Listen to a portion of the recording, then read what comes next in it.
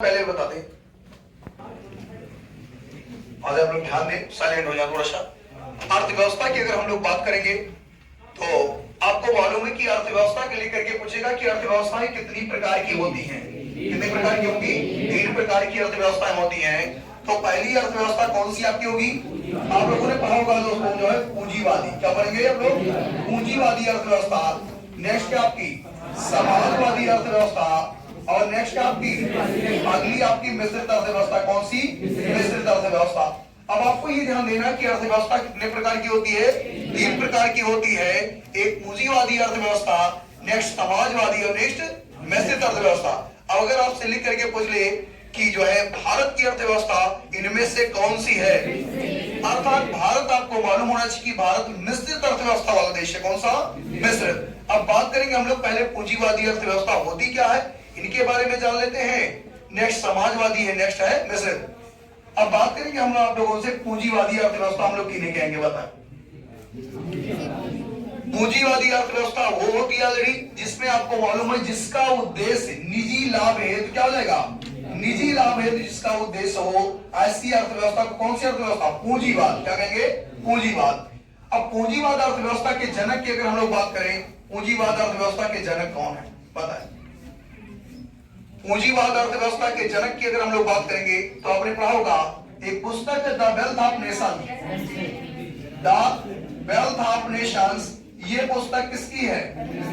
The wealth of Nations. ये पुस्तक आपको मालूम है कि एडम स्मिथ की। किसकी है? एडम स्मिथ की। अब आप इनको ध्यान देखें कि यही क्या है, पूंजीवादी अर्थव्यवस्था के जनक भी इनको माना जाता। तो अर्थव्यवस्था में कुछ ऐसी पुस्तकें जिनको पूछता, जैसे the planned economy for India, M Visvesvaraya. The planned economy for India, M Visvesvaraya. ठीक उसी प्रकार अगर आपसे लिख करके पूछेगा पूंजीवादी अर्थव्यवस्था के जनक किससे कहेंगे? एडम स्मिथ को कहेंगे। इनकी एक पुस्तक, मोस्ट बड़ी पुस्तक है, कौन सी? The wealth of nations. वो किसकी? एडम स्मिथ की। अब बात करेंगे हम लोग समाजवादी अर्थव्यवस्था क्या होती है। समाजवादी समाजवादी अर्थव्यवस्था की करेंगे बात अगर, तो आपको मालूम से क्या होता है? स्वामित्व किसका होगा? गवर्नमेंट का होगा। किसका स्वामित्व होगा? गवर्नमेंट का स्वामित्व होगा, क्योंकि निजी का मतलब आपने सुना होगा प्राइवेट। और अगर हम लोग समाजवादी की बात करें तो ऐसी अर्थव्यवस्था जिसमें सरकार का स्वामित्व हो, उन्हें कौन सी अर्थव्यवस्था कहेंगे? समाजवादी या राज्य अर्थव्यवस्था। कौन सी? समाजवादी या राज्य। इसके अगर हम फाउंडर की बात करेंगे तो आपने पढ़ा होगा कार्ल मार्क्स को। किसको पढ़ेंगे? कार्ल मार्क्स को पढ़ेंगे आप लोगों ने। इनकी एक रचना आपने पढ़ा होगा, Das Kapital. Das Kapital most important question है आपका, दास कैपिटल। ये किसकी है? कार्ल मार्क्स की है। नेक्स्ट अगर बात करेंगे हम लोग मिश्रित अर्थव्यवस्था की, तो मिश्रित अर्थव्यवस्था कौन सी अर्थव्यवस्था होगी? मिश्रित अर्थव्यवस्था अर्थात ऐसी अर्थव्यवस्था जिसमें पूंजीवादी समाजवादी दोनों का मिश्रण पाया जाता है, ऐसी अर्थव्यवस्था कौन सी होती है? मिश्रित। फॉर एग्जाम्पल जैसे कृषि के साथ पशुपालन, कृषि के साथ पशुपालन से भी मिश्रित की कैटेगरी में रखते हैं। तो आपको ये ध्यान देना कि मिश्रित अर्थव्यवस्था वो अर्थव्यवस्था जिसमें पूंजीवादी के साथ साथ समाजवादी दोनों का मिश्रण पाया जाता है, ऐसी अर्थव्यवस्था कौन सी? मिश्रित। तो ये जो है अर्थव्यवस्था कहां की है? इंडिया की। फॉर एग्जाम्पल पूंजीवादी अर्थव्यवस्था आपको कहां को देखने मिलेगी? जैसे यूएसए, अमेरिका में, क्योंकि आपने देखा कि अमेरिका ऑलरेडी पूंजीवाद देश है। उसके अलावा समाजवादी की बात करेंगे तो ये मिलेगी आपको अर्थव्यवस्था जापान। कहां मिलेगी? जापान। ठीक उसी प्रकार इंडिया की अर्थव्यवस्था कैसी आपकी? मिश्रित। कैसी? मिश्रित। मिश्रित अर्थव्यवस्था के जनक या इसके विचारक या किसको माना गया है? मिश्रित अर्थव्यवस्था का विचारक किन्हें माना जाता है? मिश्रित अर्थव्यवस्था के जो है विचारक या फाउंडर, इनको अपने नाम सुना होगा, जॉन मेनार्ड कीन्स का। जॉन मेनार्ड कीन्स को जो है इनको इसका माना जाता है। तो आप ये ध्यान देंगे कि मिश्रित अर्थव्यवस्था, समाजवादी और पूंजीवाद। अब बात ये करेंगे कि इनमें से कोई क्वेश्चन आपके पेट एग्जाम में आया था कि नहीं आया था? कोई क्वेश्चन इनमें से पेट में आया था कि नहीं आया था? ठीक आपको मालूम होगा कौन सी आता है? ये पूंजीवाद। क्या था? पूंजीवाद। उसमें साफ साफ लिखा था कि ऐसी अर्थव्यवस्था जिसका उद्देश्य निजी लाभ हेतु हो, ऐसी अर्थव्यवस्था को कौन सी अर्थव्यवस्था कहेंगे? क्या कहेंगे? पूंजीवाद। क्या कहेंगे? पूंजीवाद। पेट में क्वेश्चन आया था। अब हम लोग बात करेंगे अगले सेक्टर की कि अर्थव्यवस्था के कितने सेक्टर होते हैं। अर्थव्यवस्था के कितने क्षेत्र होते हैं? कितने होंगे? 3। कितने होंगे? 3। कौन कौन से? एक आप लोगों ने पढ़ा होगा प्राइमरी, एक आप लोगों ने क्या पढ़ा? सेकेंडरी, और एक आपने क्या पढ़ा? टर्शियरी। अर्थात प्राइमरी सेक्टर की बात करेंगे प्राथमिक क्षेत्र, द्वितीय क्षेत्र और तृतीय क्षेत्र। इन क्षेत्रों की अगर हम लोग बात करें तो प्राथमिक क्षेत्र के अंतर्गत कौन कौन से आते हैं? तो आपको मालूम, अगर हम लोग प्रथम प्राथमिक क्षेत्र की बात करें, जैसे कृषि, क्या हो जाएगा? कृषि। आपका वानिकी हो गया, नेक्स्ट आपका पशुपालन हुआ, नेक्स्ट आपका मत्स्य हुआ। ये सब किस सेक्टर के आएंगे? प्राइमरी। किसमें? प्राइमरी।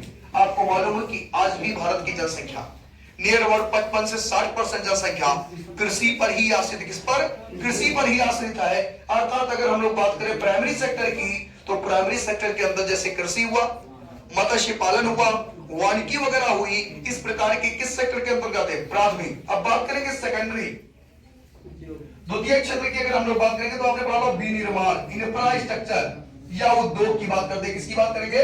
उद्योग की। इसके अंतर्गत जैसे हमारे आपका विद्युत ऊर्जा की बात करेंगे, उसके कारखाने हुए, सूती वस्त्र के कारखाने हुए। अर्थात इसमें किसको फोकस किया गया? इंफ्रास्ट्रक्चर को, अर्थात विनिर्माण को, अर्थात उद्योग धंधों को। किसको? इसके अंतर्गत किसको रखा गया? उद्योग धंधों को। लेकिन इसके लास्ट का जो इंपॉर्टेंट क्वेश्चन है, पूछेगा अर्थव्यवस्था के किस क्षेत्र को सेवा क्षेत्र के नाम से भी जाना जाता है? अर्थात अर्थव्यवस्था के कौन से क्षेत्र को? तृतीय क्षेत्र को क्या इसे किस नाम से जानते हैं? सेवा क्षेत्र के नाम से इसे जाना जाता है। अर्थात सेवा क्षेत्र के नाम से। यही सेम क्वेश्चन आपके पेट एग्जाम 2021 में आता है। आप सोच लें, यहां भी आपका क्वेश्चन पेट का बना और यहां भी आपका क्वेश्चन किसका बना? पेट का। अब आपको मालूम है कि अर्थव्यवस्था आपके लेखपाल के भी सिलेबस होंगे, आपके यूपीपी के भी सिलेबस होंगे, लेकिन इसकी लैंग्वेज थोड़ा सा टफ होती है, लोग समझने में थोड़ा सा आसानी नहीं होती है, लेकिन आपको इस तरीके बता जाएगा, आसानी से आप समझ लें। अब बात करेंगे जैसे सेवा क्षेत्र की, अर्थात निम्नलिखित में से किस सेक्टर को, अर्थात तृतीय क्षेत्र को किस नाम से? सेवा। अब सेवा क्षेत्र के अंतर्गत क्या क्या आएंगे?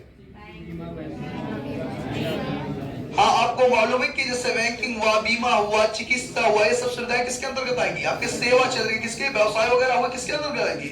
ये सेवा क्षेत्र के अंतर्गत। अच्छा, हमारे यहाँ सबसे बड़ी समस्या क्या हुई अर्थव्यवस्था की? अगर देखें, प्राइमरी सेक्टर के बाद सेकेंडरी सेक्टर में ना फोकस करके डायरेक्ट हम लोग कहां पहुंच गए? टर्शियरी सेक्टर में। कहां? टर्शियरी। इसीलिए आज देश की ये सिचुएशन है।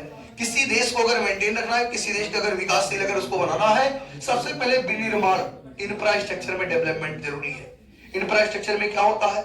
आप ये सोचिए कि आज ये बिल्डिंग है, अब आपको मालूम है, ये बिल्डिंग अगर ना बनी होती, क्या हम लोग इसको संसाधन के रूप में इस्तेमाल कर सकते थे? नहीं कर पाते। ये मार्कर आपने देखा, ये साधन, इसका हमने इस्तेमाल कर लिया, क्या हो गए? ये संसाधन हो गए। क्या हो गए? संसाधन हुए। ठीक उसी प्रकार सेक्टर की अगर हम लोग बात करेंगे, कितने सेक्टर में? 3 सेक्टर में बांटा गया। तो आप इन क्वेश्चनों को, स्टार्टिंग के क्वेश्चन इनको दिमाग में रखेंगे, ये सब क्वेश्चन आपके रेगुलर आए हुए हैं। अब बात करेंगे अगली, अभी एक साथ आप लोग नोट कर लेंगे, पहले समझने का प्रयास करें। समझ में आ रहा? कोई दिक्कत तो नहीं अर्थव्यवस्था किसी को?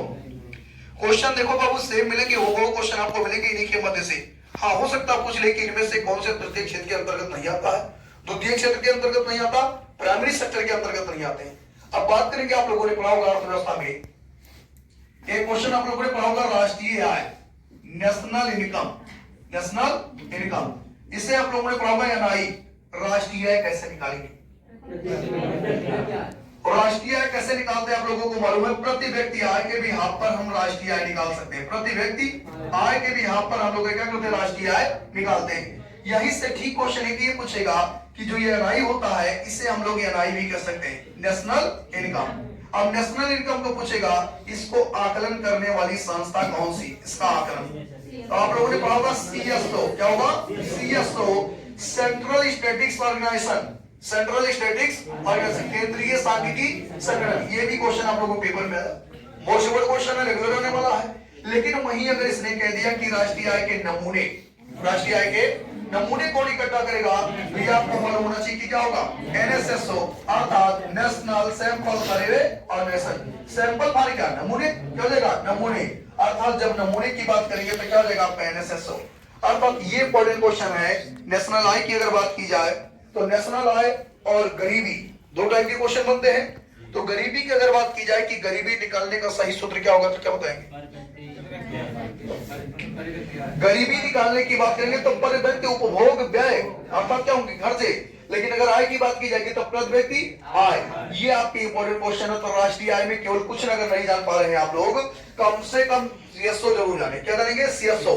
किसी भी देश के राष्ट्रीय आय का अगर आकलन करना है तो उसको कौन सा संगठन करेंगे? सीएसओ। कौन सा संगठन करेगा? सीएसओ, सेंट्रल स्टैटिस्टिक्स ऑर्गेनाइजेशन, केंद्रीय सांख्यिकी संगठन। और सैंपल की बात करेंगे तो क्या होगा? NSSO, national sample survey organisation. Clear है? कोई दिक्कत तो नहीं इसमें? तो ना हो तो इसको पहले नोट कर लें इतना। उसके बाद आगे बढ़ते हैं।